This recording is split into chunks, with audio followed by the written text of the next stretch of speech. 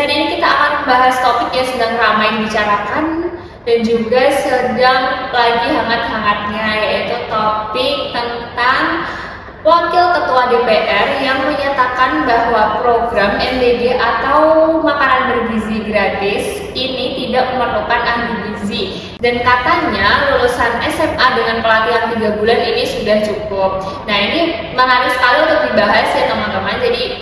Jadi di sini saya tidak sendirian. Di sini ada teman-teman saya, yaitu ada Yasirli. Halo semuanya. Dan ada Sofi. Halo. Juga ada Elisda. Halo. Sebelum kita berdebat santai, kami akan memberikan rangkuman agar para pendengar tidak bingung dengan isu yang kita bahas hari ini, yaitu ada Wakil Ketua DPR yang menyatakan bahwa program MBG ini tidak perlu ahli gizi dan menganggap bahwa lulusan SMA dengan pelatihan 3 bulan ini sudah cukup. Dan beliau juga menyebutkan bahwa ada ahli gizi yang bersikap arogan, dan hal ini memicu kritik dari ahli gizi dan juga organisasi profesi dan juga masyarakat. Kemudian ada Badan Gizi Nasional ini mengklarifikasi bahwa lulusan lain memang boleh untuk ikut dalam program MBG ini, tetapi ahli gizi tetap menjadi penanggung jawabnya. Nah, sebagai mahasiswa PGSD nih yang pasti bakal berhadapan langsung dengan anak-anak yang menjadi target program MBG, ini pasti punya dan pasti pantas untuk memberikan suara di isu ini. Oke, kalau dari Yasirli dulu nih, gimana pendapat kamu tentang isu yang menyatakan bahwa lulusan SMA dengan pelatihan 3 bulan ini sudah cukup dalam program MBG? Oke, kalau menurut aku ini agak riskan ya. Gizi itu bukan cuma soal makanan sehat atau enggak, namun ada hitungan kalorinya, kebutuhan proteinnya, vitamin, keamanan pangan, alergi anak, dan itu semuanya adalah ilmu. Kita sebagai mahasiswa PGSD juga belajar bahwa asupan gizi itu berperan penting untuk menumbuhkan konsentrasi, perilaku, daya tahan tubuh anak, dan juga perkembangan otak anak. Nah, kalau menunya itu salah, bisa jadi dampak jangka panjang dong. Jadi kalau menurut aku itu masih butuh adanya ahli gizi yang profesional untuk memegang kendali. Oke, baik. Kalau dari Elisda nih, gimana menurut kamu? Kalau dari menurut aku ya, kalau menurutku itu pemerintah mungkin ingin cepat dan praktis, karena sekarang ini ahli tenaga gizi itu masih terbatas. Tapi bukan berarti kualitasnya diturunkan, karena untuk anak SD standar gizi itu harus tinggi karena mereka masih dalam tahap pertumbuhan. Nah, jadi tenaga SMA itu boleh saja dilibatkan, tetapi hanya untuk pendamping, bukan untuk yang menggantikan ahli gizinya, seperti itu. Baik, nah selanjutnya kan ada pernyataan bahwa ahli gizi ini dianggap arogan. Nah, menurut kamu itu gimana, Sofi? Kalau menurut aku itu jelas kurang bijak ya.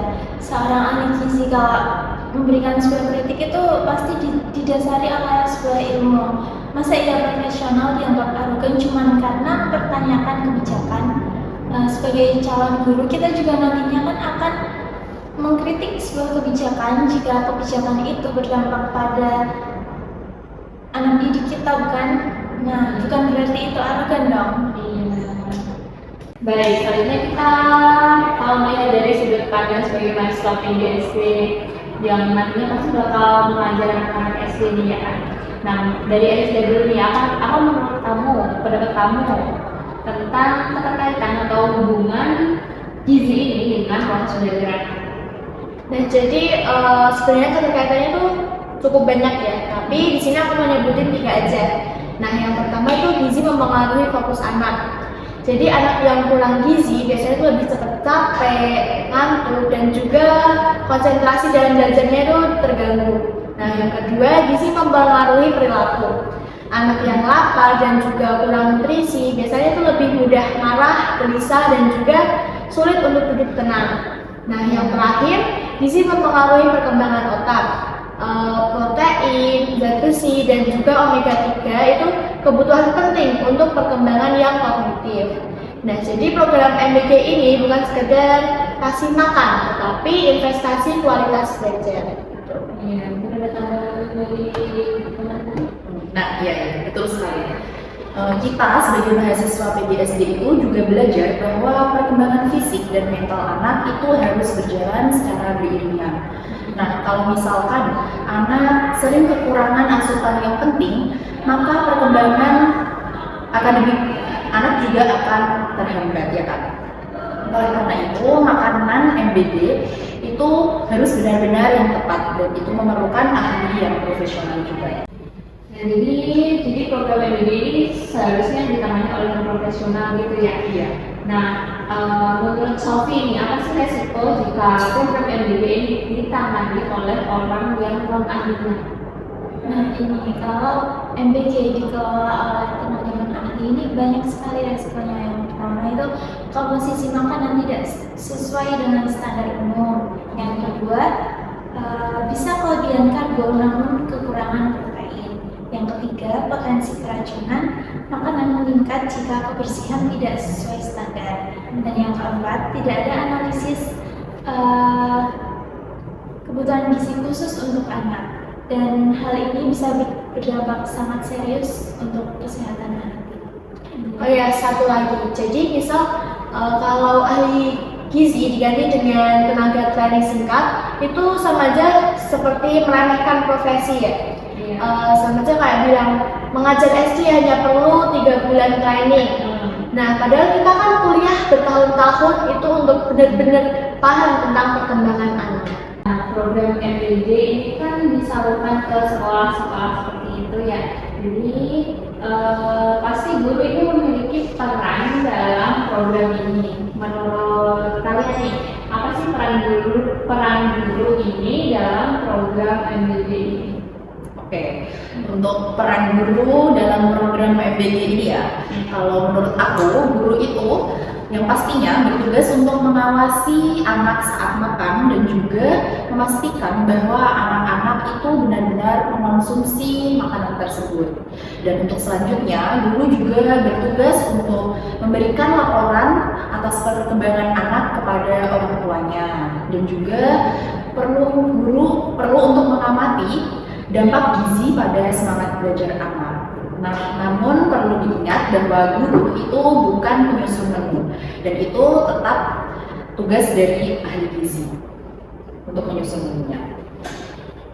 Oke, kalau boleh jujur nih, kalau dari pandangan sebagai mahasiswa PGSD, apa yang kalian rasakan ketika mendengar isu ini bahwa program MBG tidak memerlukan ahli gizi? Aku pribadi agak kaget dan kecewa sih. Kesannya tuh kayak kualitas gizi anak tuh diremehkan gitu. Iya, betul banget. Jadi kayak seolah-olah profesi yang sebenarnya itu berbasis ilmu, tapi itu bisa dipersingkat hanya dengan training yang singkat. Nah, kalau begitu kan sebenarnya itu apa sih fungsi dari pendidikan yang tinggi itu? Nah, betul sekali. Kita sebagai calon guru juga memiliki tanggung jawab moral untuk memastikan bahwa kebijakan yang menyangkut anak-anak itu sudah tepat. Kalau misalkan kebijakannya kurang sesuai, ya wajarlah kalau kita bersuara. Oke, ini terakhir sebelum kita tutup obrolan kita pada hari ini, aku pengen dengar dari kalian, apa sih harapan kalian kepada pemerintah soal isu ini? Ini dari Sri. Oke, kalau dari aku ya, semoga aja sih pemerintah tetap melibatkan ahli gizi dan juga jangan sampai menurunkan standar kompetensinya.